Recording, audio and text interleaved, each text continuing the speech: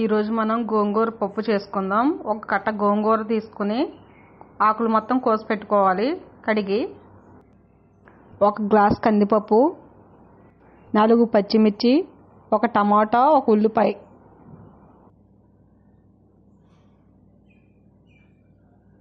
ముక్కలుగా కట్ చేసుకుందాం. ఒక గ్లాస్ కందిపప్పు, ముందుగా కట్ చేసి పెట్టుకున్న ముక్కలు, టమాటా, ఉల్లిపాయ, పచ్చిమిర్చి ముక్కలు.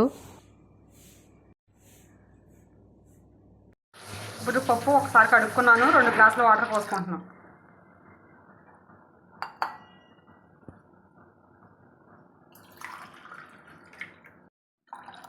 రెండు గ్లాసుల వాటర్ పోసి ఇప్పుడు కుక్కర్ పెట్టుకుంటున్నాను. 3 విజిల్స్ వచ్చేంత వరకు ఉంచుకుందాం. మనం కుక్కర్ పెట్టుకుని 3 విజిల్స్ వచ్చేంత వరకు ఉంచుకుందాం. స్టవ్ ఆఫ్ చేసుకుని మనం చల్లారిన తర్వాత మూత తీసుకుని చూసుకుందాం. ఉడికిపోయింది పప్పు. ఉడికిన పప్పులో టమాటా ముక్కలు, ఉల్లిపాయ ముక్కలు, పచ్చిమిరపకాయ ముక్కలు,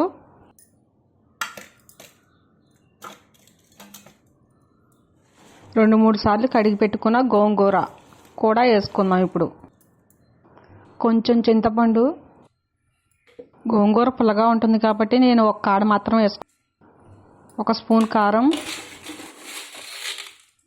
2 స్పూన్ల ఉప్పు, 1 స్పూన్ పసుపు,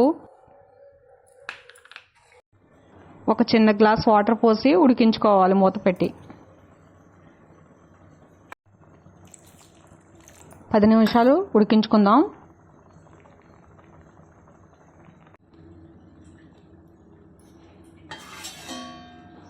ఆకుకూరలు తొందరగానే ఉడికిపోతాయి. ఉడికిపోయింది. ఇంకా మనం పోపు పెట్టుకుందాం. ఎల్లుల్లిపాయలు, మెంతులు, ఆవాలు, ఎండుమిర్చి, జీలకర్ర, కరివేపాకు పోపు రెడీ చేసుకుందాం. ఇప్పుడు తర్వాత జీలకర్ర, ఎండుమిరపకాయలు, కరివేపాకు.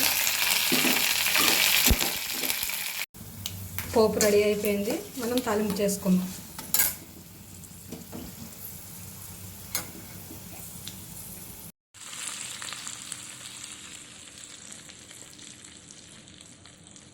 ఒకసారి మొత్తం కలుపుకుందాం.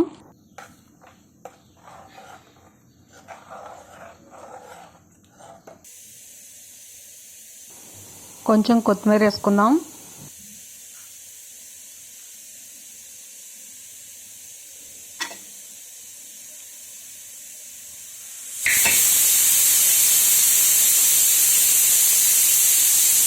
గోంగూర పప్పు రెడీ. చాలా ఈజీ, చాలా టేస్టీ. మీరు కూడా ట్రై చేయండి. హెల్త్కి చాలా మంచిది.